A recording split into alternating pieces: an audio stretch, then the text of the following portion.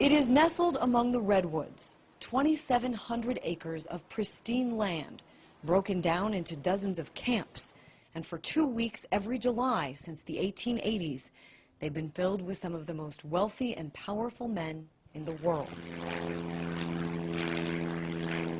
Many of them arrive on their corporate jets at the nearby Sonoma County Airport. Others arrive in fancy cars, which will fill the on-site parking lot. At its height, there is said to be more than 2,000 men who attend, and as you can imagine, they are well protected by a trove of police. This is private property. Yeah, I know.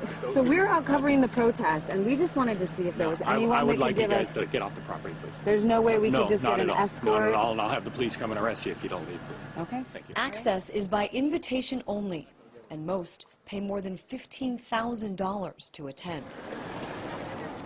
And for more than 35 years, protesters have stood at the entrance gates. Our concern is not what's going on inside of the Grove, but what's happening outside of the Grove with the people that are in here. According to several reports, this is where the idea for the Manhattan Project was conceived back in 1942. It's also where every Republican president since the 60s has spent time before actually becoming the nominee. We know for sure that Richard Nixon and Ronald Reagan sat down and had conversation about who was going to run for president when, and they made a deal. Peter Phillips wrote his dissertation on the Bohemian Club in 1994 and was invited to attend for 4 days. He witnessed firsthand the opening event, the cremation of care, where the power elite leave their cares behind in a symbolic ceremony beneath Moloch the owl, seen in this photo. Jed Jankel says he was a paid employee of the Grove and drove the horse and buggy that carried the casket in the ceremony. The casket represented their cares, and they would actually burn it in along the lake with music. This is a place filled with secrets that only those who go inside and perhaps the trees will ever really know. But I was able to get my hands on some photographs that I want to show you just to give you a sense on what it looks like on the inside. This is a photograph of people who attend. As we mentioned, it is all men, and this is a photograph of some of them. This here was taken back in 1999. Colin Powell, the back of Donald Rumsfeld's head, and this is Thomas Keane. 2 years later, he would become head of the 9/11 Commission. Here's a picture, Newt Gingrich, Henry Kissinger's son, and another shot of Thomas Keane. Here's a much younger Dick Cheney at the Grove, and Henry Kissinger having a little fun.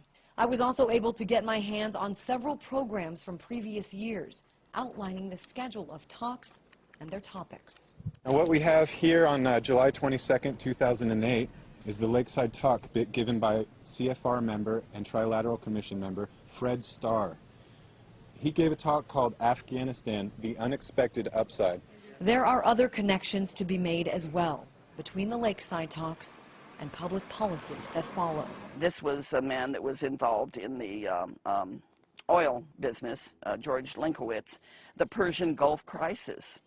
This is 1980. Caspar Weinberger, who was the Secretary of Defense in the Reagan administration on rearming America.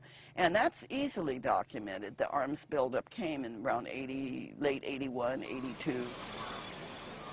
There are rumors of extreme drunkenness, of prostitutes, and of homosexual activities by members.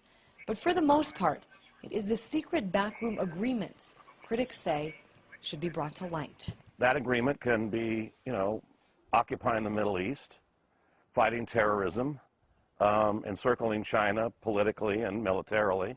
For Mary Moore, who's been researching Bohemian Grove for more than 3 decades, what happens inside is symptomatic of a much larger problem. We've all grown up taking civics, trying to understand how the world works, and we're all told that we elect representatives, they go to Washington, we have total influence over them, and they make decisions that are in the best interests of us.